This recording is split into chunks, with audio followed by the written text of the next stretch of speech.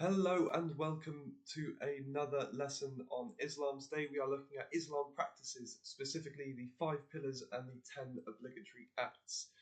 So before we get started, we need to know what the 5 pillars actually are. So the first one is the Shahada.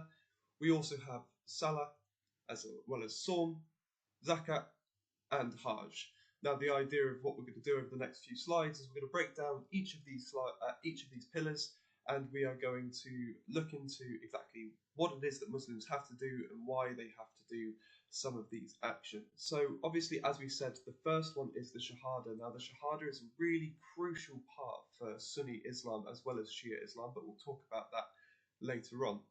This is effectively the declaration of faith. You have this quotation here: there is no God but Allah, and Muhammad is his messenger. Now, because of this importance, it's whispered into the ears of babies when they're born. This way, the children can have a relationship with Allah from the get-go. They are already introduced and already sort of comfortable in that sort of space. Now, whenever Muslims are praying, they will also say the Shahada. This way, they are focused on there only being one God and Muhammad being the messenger who delivered them the Quran.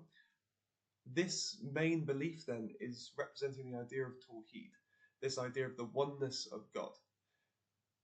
And because of its importance, you can't be a Muslim without saying it. In order to become a Muslim, you have to say the Shahada 3 times in front of a witness to effectively become a Muslim, to convert into the religion. And lastly, it should be the final thing you should attempt to say before you die.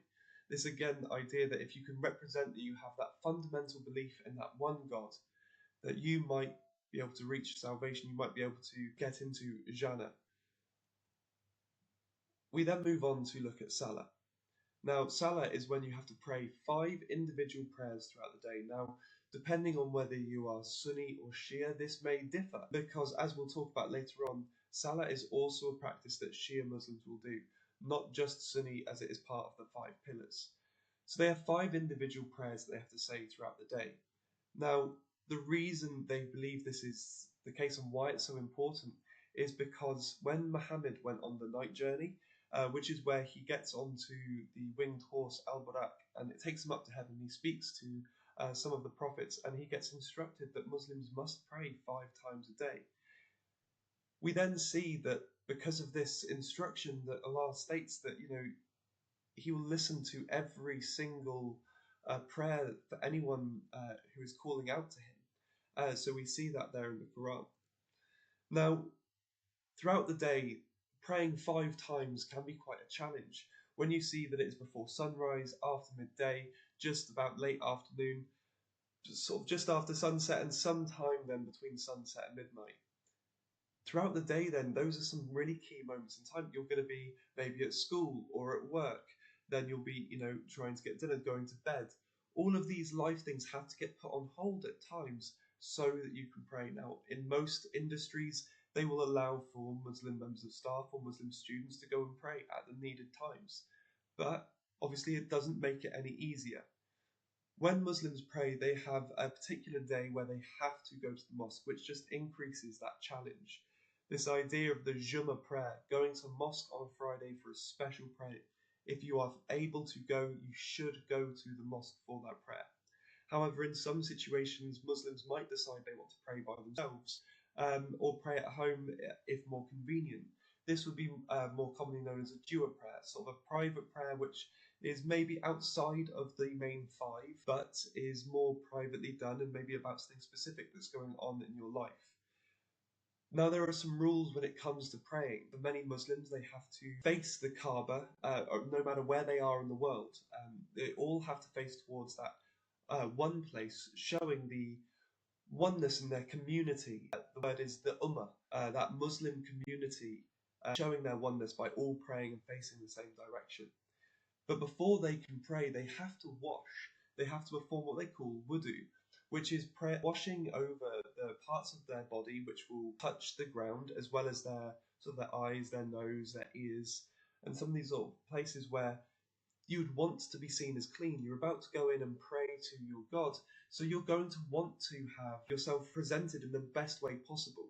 in the same way that you would if you were meeting your favourite celebrity or whatever it might be. You don't want to be turning up sort of dirty. You don't want to be turning up not dressed for the occasion, not clean. So for many Muslims, they will wash where possible before prayer. Obviously, if they are caught unawares and they can't always wash, it may not be the best sort of wash, but they might have a little bit of water which they can just splash over them. It's the spiritual idea rather than an actual wash. They're not there with soap. They are just there rinsing over their body, making sure that they are spiritually clean before they pray. The next pillar is Sawm, and this is when you are going through a period of fasting during the month of Ramadan. So that includes not eating or drinking anything at all during daylight hours. So whilst the sun is in the sky, you are not allowed to eat or drink anything. Now, this can be problematic because in the summer, the days are extremely long. The sun rises at 5, 6 o'clock and doesn't set until nearly 10 p.m., maybe even later. So that's a long period of time with no food or water. So that in itself is extremely challenging. But we'll talk about why this importance of challenge comes in a little bit later on. But it's not just about food and water. It's refraining from anything which could be seen as a negative in the life of a Muslim. So doing anything that would be considered haram, drinking alcohol, saying bad words, smoking, adultery, all sorts of different actions are also forbidden during the month of Ramadan. Now, this is something that was actually instructed for Muslims to do. They should fast during this month because it allows you to focus more on Allah. So we see in this quotation here, it says that you'll become more mindful of Allah. You're not focusing on the things that you need, you're focusing on the one thing that you should have in your life, which is Allah. Now, obviously this doesn't mean that if you are incapable of fasting, you should force yourself to fast anyway, because that's a recognition of health comes first. Now, there are some people who might medically not be able to fast for some reason. If they get sick, they have to allow their body to recover. If they have a medical condition, which means they have to control the food that they eat, for example, diabetes, they wouldn't be expected to fast because they have to be able to manage their blood sugar levels. Now, there needs to be some sort of way to solve this. And their way of solving this then is by saying that for any day that you don't fast, you need to feed someone who is hungry. So for some Muslims who are incapable of fasting during this time, they will go to homeless shelters or places like that to help feed the hungry in their community. However, if it's that you're ill for a couple of days and therefore you need to eat during that time to rebuild your strength, what you can do if you wish to is actually continue your fast a few days later for the same amount of time that you broke the fast for. And actually that's something that is really supported. It shows that it's better for you to do that in the Quran. So for many Muslims, if they get ill during that time, that might be something that they wish to do. The fourth pillar then is zakat. Now this is a charitable giving of 2.5% of your yearly earnings. So no matter what money you make, you will donate 2.5% of that to charity. And the reason for this is because, again, in the Quran, it states that the alms are only for the poor, meaning that when you give that money, it shouldn't be going to other people who have money, it should be going to those who need it. Now, what if you don't have money? Because it's all well and good saying give 2.5% of what you earn, but that could end up being nothing. You could have nothing to your name at all. In these situations, what Muslims will do is that they will either donate food. If they have a surplus of food, they could donate that to a food bank of some sort in their local area to, again, help support that local community. Alternatively, they could donate clothes that they have lying around that they don't wear anymore to a charity shop to, again, support them in that way. Alternatively, then, you could also donate your time, spending some time working within the community, whether it be at a food bank or a soup kitchen, whether it be working at your local charity shops or whatever it might be. You can also donate your time if you cannot physically afford to donate. Now, all of these things so far have been obligations you should do yearly. However, the final pillar of Hajj is something that you need to do at least once in your lifetime. This is the religious journey to Mecca, that pilgrimage to going to Mecca to visit the Kaaba. This is something, as I said, you have to do at least once in your lifetime if you are physically capable to do so and financially can afford to do so as well. We see here in the Quran, it's something that is declared as a duty you must do. It is owed to Allah that you have to go and do this at least once in your life. Now, whilst they are at the Kaaba, they will circle it 7 times anti-clockwise. The reason they do this is because they are basically mimicking what Muhammad did. When Muhammad reclaimed the city of Mecca for Islam, he circled the Kaaba 7 times, destroying 360 idols that were previously being worshipped in that site. During this time, then they then travel all the way to Mina, which is where Muhammad built his first mosque. They'll go there and stay overnight because the second day is extremely challenging. They will climb up Mount Arafat, which is important for 2 reasons. One, it is where Ibrahim attempted to sacrifice his son Ishmael for Allah, which obviously, as we know from the previous lesson, was just a test of faith. But also Muhammad gave a lot of very famous teachings here on this mountain, so many people go there as well. Next, they will go to Muzdalifa, and this is where they will go and throw stones at these large pillars, basically. And it's to represent what Ibrahim did during his journey up Arafat. When the devil, Shaitan, appeared to Ibrahim, he cast him away. So Muslims today will cast stones at these pillars to represent that same idea, the repentance of evil, removal of sin from their life. And then they will go back to the Kaaba, where they will again circle this 7 times anti-clockwise. Now, this is a lot of travel, especially when you consider that the record attendance for this is 3.5 million people, all in one space at one time. That is the equivalency of filling Wembley Stadium 40 times. That's 40 times of Wembley Stadium. That's an unbelievable number of people. It's the record for the largest gathering of people in the world. Add in then the extreme distances, the altitude, add in the heat. This is something that can be very dangerous, and people have lost their lives whilst performing the Hajj. This is why we say that if you are physically incapable of doing so, you should not. But unfortunately, the city of Mecca also has a tendency to raise its prices for the hotels during the time of the Hajj. So what we end up seeing is that to go to the Hajj, if you're going from the UK per person, when you take into consideration accommodation, flights and everything like that, it can cost upwards of £8,000 per person, which would be extremely expensive for a lot of people. Now, obviously, there might be ways that you can go about doing this cheaper, which might be more affordable for some others. But depending on the flights you choose and the accommodation you choose to stay at, if you wanted to stay in one of the hotels around the Grand Mosque, it can be extremely expensive. So if you cannot afford to do so, you don't have to. However, what is starting to become available is an online alternative. They've started doing almost video walkthroughs of the Hajj, so you can participate somewhat at home. So if you have a disability and can't travel there yourself, you can do so from the comfort of your own house.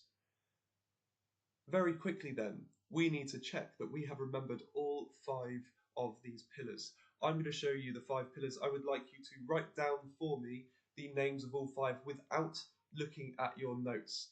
Can you do it? So here are the 5 pillars. Can you name each one? I will be showing the answers in 3, 2, and 1. So we have the Shahada, the declaration of faith. We have Salah, which is prayer. We have Sawm, which is fasting. Zakat, which is charitable giving. And Hajj, which is the pilgrimage to Mecca. That is the 5 pillars. We now need to have a look at an exam question. Now, a 5-mark question with the AQA exam board requires you to do a few different things, which could be similar across other exam boards as well. When you come to your point, this should be naming one of the pillars for this particular question, and you would want to do this twice. It does say in the question, explain 2 Islamic beliefs about the 5 pillars. So therefore you need to mention 2 things. You can mention in this question 2 of the pillars. When it comes to evidence then, you need to give some sort of quotation. Now I gave you 5 quotations there that you could have used in this answer. See if you could have a go at doing this at home. And you only need 1 for this question. You don't need to have multiple quotations in your answer. And when it comes to the explanation then, you need to be discussing what they actually believe about that pillar. Why is it that they practice it? Now, some people get really confused as to how much it is that they need to write for a 5-mark question, and it comes down to simple maths. 2 points, 2 bits of explanation plus 1 bit of evidence, 2 plus 2 plus 1, it equals 5. 5 things, you get 5 marks. You shouldn't need to write any more than 5 sentences for this question. It shouldn't take you more than 4 minutes, realistically, to be able to answer this if you wanted to get that perfect exam timing.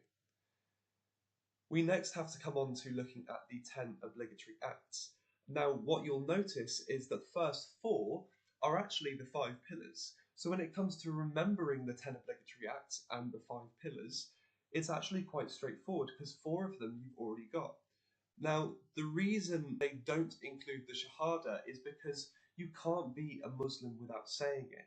It's the equivalency of me giving you guys the instruction of making sure whilst you watch this video that you breathe. It's something you're doing naturally. I shouldn't have to tell you to do so. So for many Muslims then, they will use the Shahada and not see it as something that they have to remember to do because they should already be doing it. Now, 2 of the obligatory acts that we're going to look at in more detail are these ones here of Khums and Jihad. That's because they are commonly linked with some of the other ideas across other parts of the specification, whether it be in peace and conflict, whether it be in social justice, whether it even be in Islam practices. You can see these questions come up about these 2 in particular.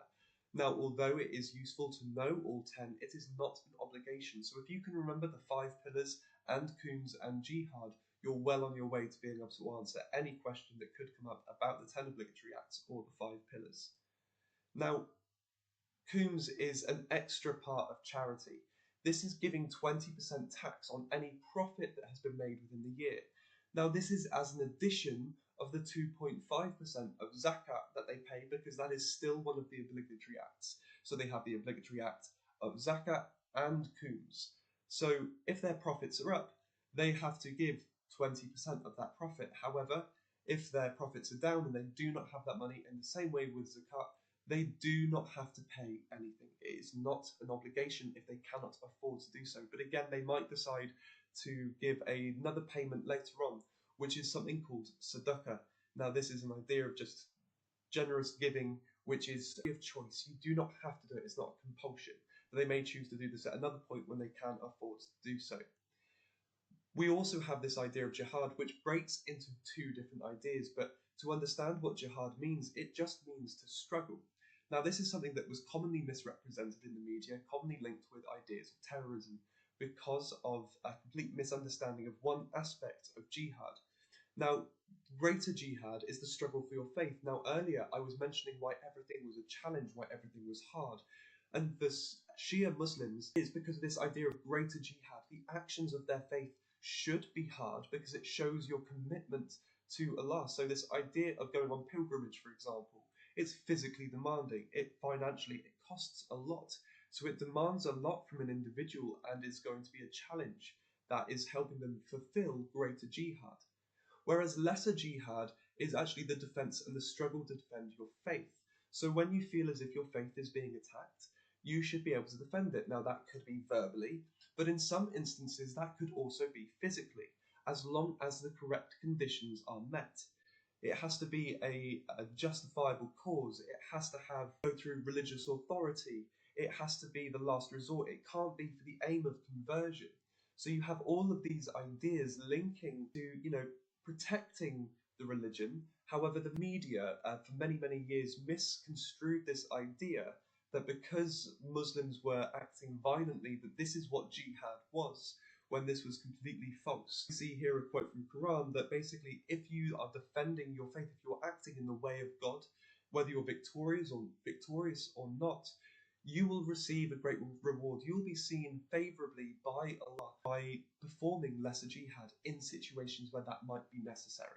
Now, an example of this you could look at would be the Crusades, the defense of Jerusalem in the battles between the Christians and the Muslims. This could be an example of lesser jihad. And finally, we need to come on and looking at a 12-mark question, as we always do in these sessions. Now, a really simple way to remember this is by just going through a basic structure of a paragraph. You want per paragraph 2 to 3 points. It doesn't have to be balanced, so your weaker argument might have 2 points, your stronger argument might have 3. You want to have roughly the same amount of evidence as you do points, and that can be the same said for the explanations. You want all of your points explained, and you want to have at least 2 to 3 bits of evidence per paragraph. If you have two per paragraph, that should be okay. The more evidence you can get in there, the more opportunity you have to show your knowledge. And then at the end of each paragraph, you want to make sure that you are able to evaluate saying why an argument is strong or why an argument is weak.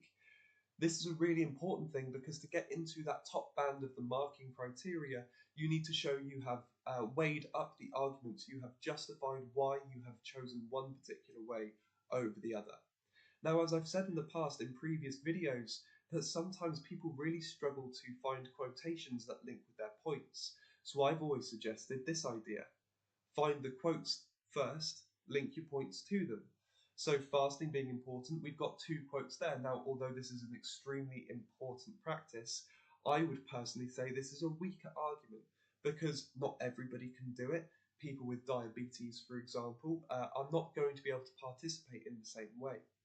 Whereas other Muslims might decide that either charity is going to be more important. We have a quotation for that. Some might say that the Shahada is more important. We've got that there. And then also prayer. You could use 3 different pillars there, if you wished, as different points of the same paragraph. Now, you could pull out 3 points about one of those ideas, or you could propose 3 different ideas and do an even deeper evaluation into why you think one of those particular ideas is overall the strongest, or that maybe all practices are equally of importance rather than saying one in particular is. Now, a careful thing you need to make sure you do in this isn't saying that one is a bad argument or one is not a good thing to do. This isn't necessarily saying one is bad and one is good. It's saying one is good and one is even better. That's a really good way to show that both respect during your answers, make sure that you're not causing any concern for the exam markers when you're writing. You don't want to be seen writing in a sort of disrespectful way, but also making sure that you have a really interesting argument. If you write something that is interesting, the exam marker is much more likely to be gripped by it and will remember your answer, will look more deeply then into trying to find those extra marks. So that is it on the 5 pillars and the 10 obligatory acts. I really hope this has been helpful, and I will see you in the next video. Thank you very much.